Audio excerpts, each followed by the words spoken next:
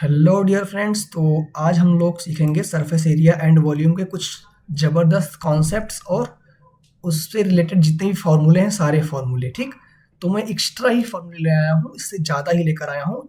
तो आप लोगों को जितना उतना ही पढ़ना जितना आपके सिलेबस में है। इससे पहले हम एरिया रिलेटेड टू सर्कल कर चुके हैं, बाकी सारे चैप्टर्स कर चुके हैं। बहुत ही कम टाइम में, मुश्किल से 5 से 10 मिनट में मैं आपका एक पूरा चैप्टर का जितना भी फार्मूला है, जितने भी कॉन्सेप्ट्स हैं, सारे के सारे क्लियर करवा दे रहा हूँ। तो आप लोगों के लिए ये वीडियोस बहुत ही ज़्यादा महत्वपूर्ण होने वाली हैं। चलिए फिर बिना वेस्ट किए टाइम आगे चलते हैं। ठीक, ये रहा हमारा बहुत ही एकदम चार्ट टाइप का बना के लेकर आया हूँ।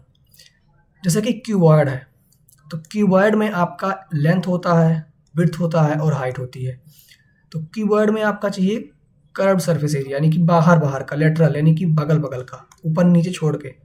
तो 2 इंटू, आप ऐसे भी इसको याद कर सकते हैं, 2 इंटू, बहुत लोग ऐसे याद करते हैं, 2 into L plus B into H. 2h आगे लिख दिया गया है, ये कर्व्ड हो गया। टोटल निकालने के लिए 2 into L B plus B H plus H L हो जाएगा। और वॉल्यूम क्या होता है? L into B into H होता है, जहाँ पे एल क्या है? लेंथ है, बी विड्थ है, एच हाइट है।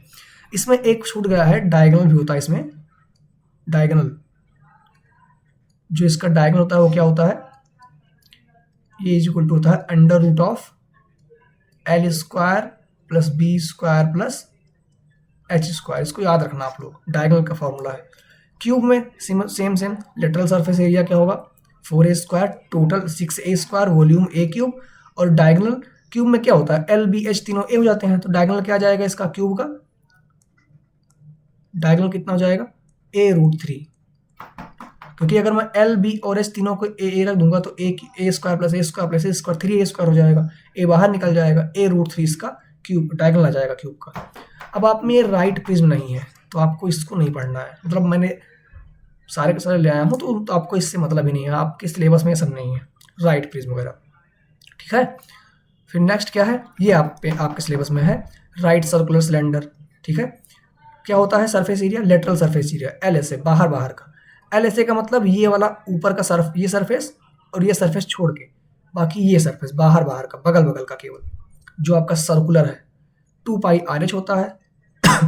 टोटल कितना होता है? टोटल कैसे आता है ये? 2πRH, यानी कि टोटल मतलब बगल बगल का भी प्लस में इन दोनों सर्कल्स का भी, यानी कि दोनों सर्कल का मतलब 2πr स्क्वायर। तो 2πr कॉमन ले लो तो कितना बचेगा? यहाँ h बचेगा और यहाँ r, वही लिखा हुआ है ये हमारा। ठीक है, तो 2πr into H plus R, इसका वॉल्यूम πr स्क्वायर एच होता है। बाकी ये तो पता ही होगा आपको, r क्या है? Radius of the base, h क्या है? हाइट। और इसमें कोई ऐसा एक्स्ट्रा फॉर्मूला नहीं है। हाँ, कभी कभी आपके एग्जाम में हॉलो सिलेंडर का आता है, तो हॉलो सिलेंडर में जो होता है उसमें R1 और R2 दोनों अलग अलग दिए रहते हैं, इस पर अभी हम बाद में बात करते हैं। फिर आप में राइट पिरामिड नहीं है, राइट पिरामिड नहीं है, आप में कोन है। कोन का एल एस ए कितना होता है बाहर बाहर का? πRL। अब बेस छोड़ के, एल एस ए मतलब बेस नहीं लेना है, बेस मतलब πr स्क्वायर बेस, बेस का इसका। अब अगर हम टोटल निकालने जाएंगे तो πr स्क्वायर इसमें ऐड कर देंगे, तो πRL में ही πr स्क्वायर ऐड कर दिया गया है और कुछ नहीं। πr कॉमन ले लिया, l प्लस r हो गया, ये फॉर्मूला आ गया। ठीक, इसका volume 1/3 πr square H. Right circular cylinder का 1/3 कर दो बस। यहाँ पे l क्या है? स्लैंट हाइट, ये वाली हाइट l। ठीक है ना। फिर आता है स्फेयर, स्फेयर का टी एस ए यानी कि टोटल सरफेस एरिया क्या होता है? वो L S A, L S A C S A सब कुछ इसमें एक ही होता है। टी एस ए 4πr स्क्वायर दोनों एक ही होता है, क्योंकि उसमें एक ही सरफेस है ना।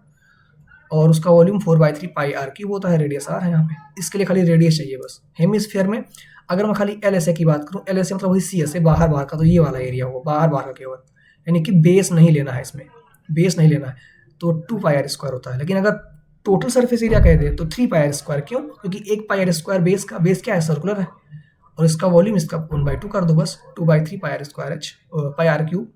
ठीक, तो ये फॉर्मूले हुए, और इन फॉर्मूलों के अलावा और कुछ भी नहीं है आपके सिलेबस में। हाँ, कभी कभी ये आता है, मैं आपको बता दूं कि मान लीजिए एक आपका सिलेंडर है ऐसा, मान लीजिए आपका हॉलो सिलेंडर का कॉन्सेप्ट कई बार क्वेश्चन में देखा गया है। मान लीजिए आपका सिलेंडर है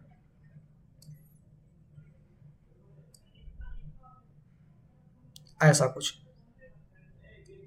मतलब ये अंदर से खोखला है।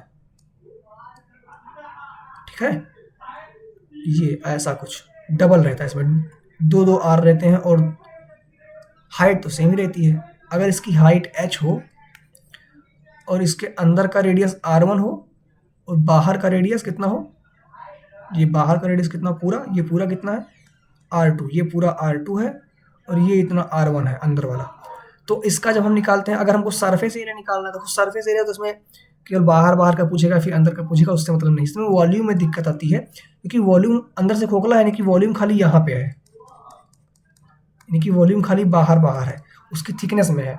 तो जब वॉल्यूम निकालते हैं तो बाहर वाले का यानी कि पाई r2 स्क्वायर एच बाहर वाले का वॉल्यूम माइनस अंदर वाले का वॉल्यूम पाई r1 स्क्वायर एच, तो पाई h कॉमन हो जाता है, r2 square minus r1 square, ऐसे कर लेते हैं। स्फीयर में भी कभी केस आता था तो स्फीयर में भी बाहर वाले का वॉल्यूम माइनस अंदर वाले का वॉल्यूम, अगर अंदर से खोखला है तो, क्योंकि जैसे बॉल है तो बॉल थिकनेस होती है ना उसकी, अंदर से खोखली होती है तो उसका निकाल लेते हैं ऐसे।